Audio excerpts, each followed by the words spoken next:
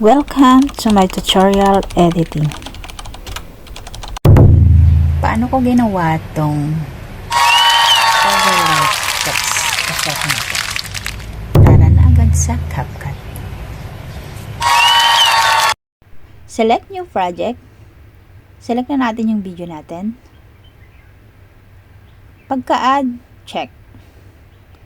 Then dito guys, di pa kasi ako nakapag-delete kaya kailangan nating mag-delete.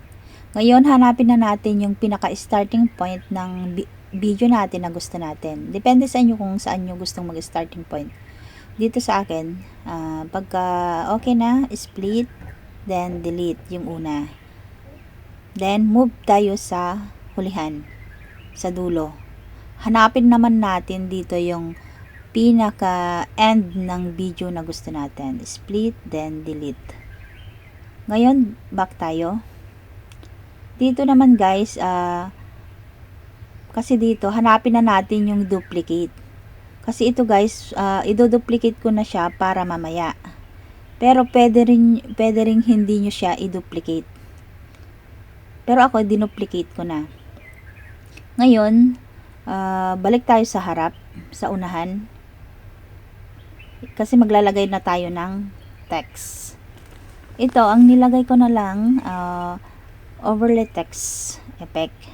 So, nasa sa inyo na kung ano yung gusto nyong ilagay. Kahit anong letra pwede naman. Kaya depende sa inyo. Pero ang nilagay ko na lang, overlay text effect. And then dito, pili tayo sa fonts. Then effects. Pili lang tayo sa effects ng kung anong kulay yung gusto natin. And then yung nasa screen, i-adjust lang natin kasi masyado siyang malaki. And then yung letra sa baba, ayan, yung letra sa baba, hilain natin. Ipantay lang natin siya sa video. Yung bago siya ma-split, yung kanina. Yung bago siya sa duplicate. Ayan, review. Ayan. Tapos, okay. Mag-okay na, export na natin. Hindi pa siya tapos. Pagka-export natin, ayan, wait lang natin ma-export. Ayan, okay na. Ngayon, mag-select new project ulit tayo. Select natin yung ginawa natin kanina. Yung nagawa. Ayan, select, then add. Dito guys, hanapin na natin dito yung dinuplicate ko kanina. Yung dinuplicate ko kanina siya. Ayan. Oops. Back. Split lang natin. And then, yung naka-split, i-overlay na natin yan. Overlay. Ang i-overlay natin, yung mismong walang text. Yung walang text. Hanapin na natin yung overlay. Sana ba yung overlay? Ang hirap hanapin yan. Overlay. And then, drag natin papunta sa harap. Ipantay lang natin siya guys sa main clip. Ngayon kung napapansin nyo, nawala na yung letra. Nawala na siya.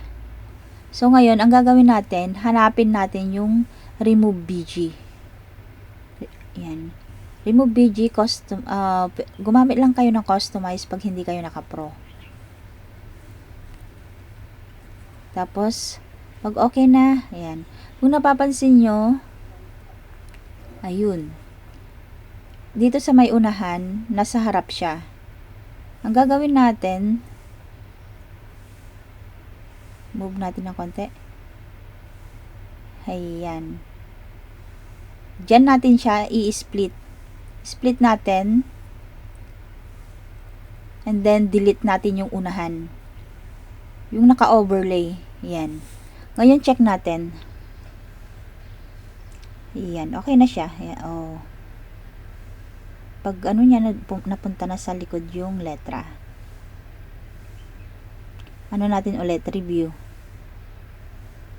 Yan. Pag okay na, export. Yan. Ganun lang sa kasimple. Sana nasundan nyo. Thank you for watching.